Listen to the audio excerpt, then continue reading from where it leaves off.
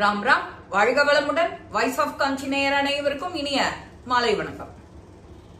நம்ம எல்லாத்துலேருந்தும் மீண்டு வரணும். அது என்ன மாதிரி பிரச்சனையா இருந்தாலும் அதுல இருந்து நாம மீண்டு எழணும், பழைய நிலைமைக்கு வரணும். அதுக்கு கொஞ்சம் நாம முயற்சி பண்ணணும். இது எல்லா குடும்பங்கள்லயுமே வழக்கம்.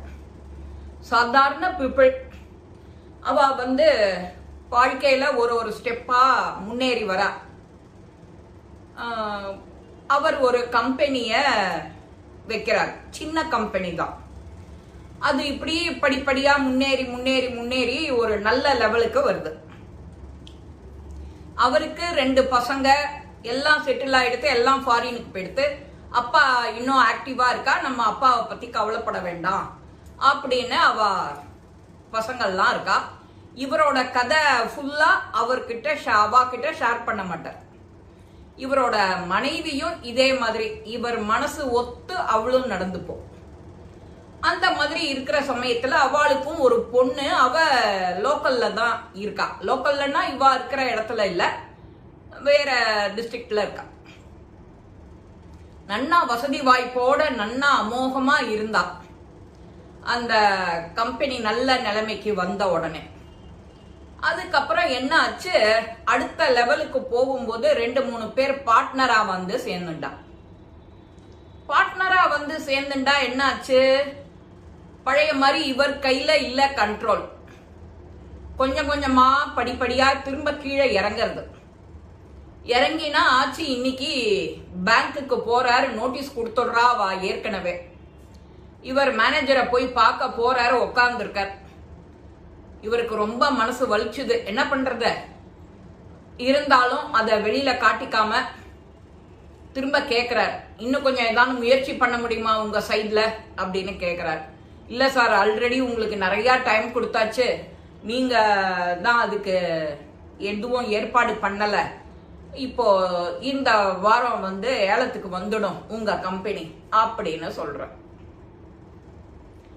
இந்த மாதிரி ஒரு சமயத்துல அவர் மனசு ஒடிஞ்சு போயிட்டு அவளுக்கு அங்க பேப்பர்ல எல்லாம் கையெழுத்து போட்டு கொடுத்துட்டு வெளியில நடந்து வரார். வெயில் கடுமையா இருக்கு. அப்போ இவர் கார்ல போய் போய் போய் பழக்கம். கார் கதவை திறந்து விடுறதுக்கு டிரைவர் இறங்கி கதவை திறந்து விடுவான் இவர் ஏறுறதுக்கு. அப்படியெல்லாம் சொகுசா மரியாதையா இருந்த அவர் திடீர்னு ஒரு சரிவு, இப்பேற்பட்ட சரிவு.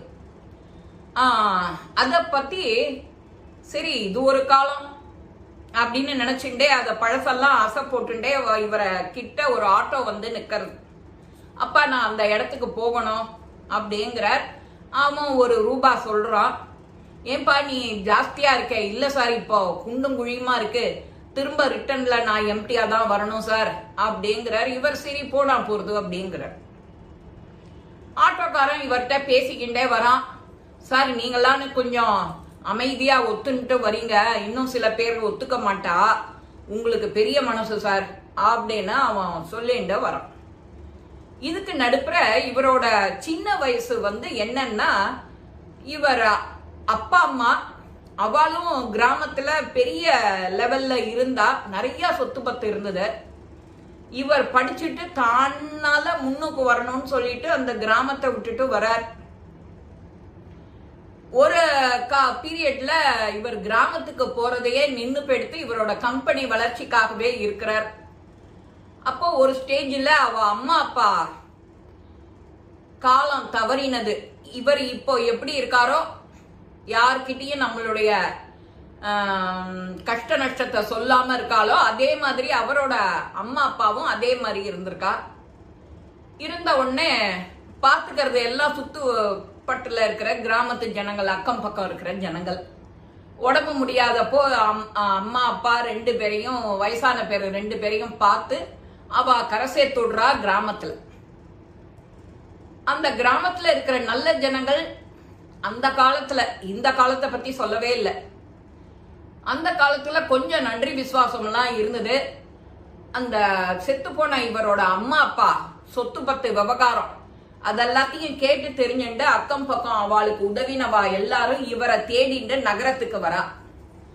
அப்போ ஒரு கார்த்தால இவர் இந்த பேங்க் வேலையெல்லாம் அலைஞ்சு திரிஞ்சு எல்லாத்தையும் முடிச்சுட்டு வீட்டுக்கு போறார். கொஞ்சம் தூக்கம் வராத அப்படியே பரல்றார். அப்புறம் தூங்கி எழுந்துக்கிறார், முடியல. அப்போ வாசல்ல ஒரு 4 பேர் வந்து நின்று கதவை தட்டுறா. அப்போ வீட்டு சர்வெண்ட் தான் அவளெல்லாம் அழைச்சிட்டு வரா. இவர் பேரை சொல்லி கேட்கிறா. அவங்க வீட்டுல தான் நானும் வேலை செய்யறேன், வாங்க என் கூட அப்படின்னு அந்த சர்வெண்ட் தான் அழைச்சிட்டு வரா. அழைச்சிட்டு வந்த உடனே இவர் உட்காத்தி வச்சு எல்லாருக்கும் காஃபி கொடுன்னு உள்ளர குரல் கொடுக்குறாரு. மனைவி கிட்ட காஃபி எடுத்துட்டு வரா.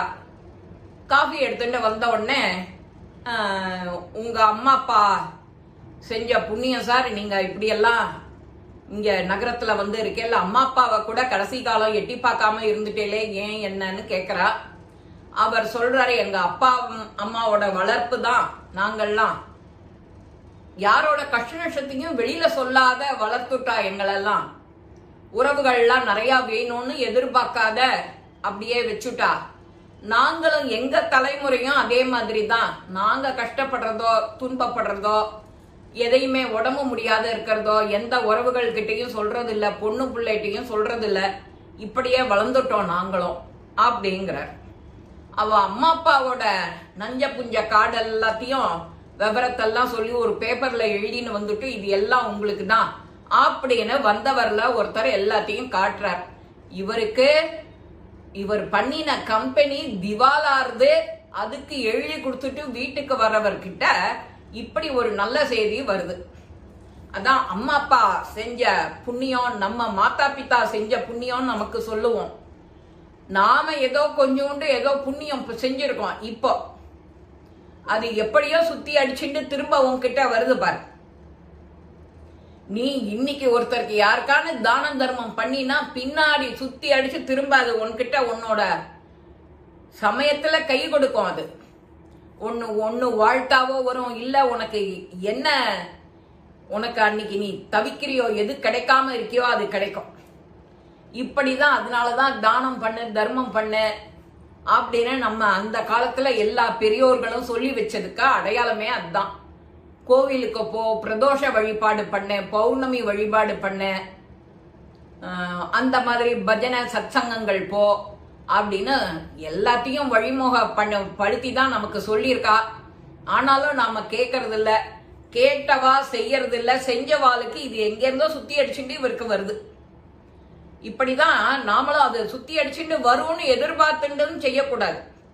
நம்ம கஷ்ட காலத்துல இது திரும்ப நமக்கே வந்து சேரணும் நீ எதிர்பார்த்துட்டு செய்யக்கூடாது. எதிர்பார்க்காம நீ செய்யணும். அப்பதான் அதுக்கு ஒரு மரியாதை, ஒரு மதிப்பு, ஒரு கௌரவம், ஒரு மதிப்பு இருக்கும். இவ அந்த மாதிரி கிராமத்து ஜனங்கள்லாம் வந்து இவர் கையில கொடுத்த உடனே இவர் கண்கள் அப்படியே கசியறது. நாம கடைசி நேரம் நம்மளுடைய வீம்புனால அம்மா அப்பாவோட வளர்ப்பு அப்படி சொல்லி கொடுத்ததுனால நாம போக முடியாத பார்க்க முடியாத விட்டுட்டோமேன்னு இவர் வருத்தப்படுறார். இந்த கதை நாம எல்லாத்துலேருந்தும் மீண்டு வர்றதுக்கு மன தைரியம் வேணும். ஃபர்ஸ்ட் எது வந்தாலும் நாம பார்த்துக்கலாம்டா அப்படின்னு கலங்காத மனசு வேணும். அந்த கலங்காத மனசு இருக்கும்போது கூட இருக்கிறவா உனக்கு சப்போர்ட் பண்ணிட்டா நீ எப்படியெல்லாம் அதை அணுகுவ அப்படிங்கிறது அது ஒரு வகை. அணுகினாலும் உனக்கு அங்க பகவானோட அனுகிரகமும் அங்க இருக்கணும். அதனாலதான் நாம எதை கண்டும் துவளாம எதிர்த்து நின்று போராடுற குணம் வேணும். எல்லாத்துலயும் நான் மீண்டு வருவேன் அப்படின்னு அதைரியப்படாத மனசு திடமா இருக்கணும்.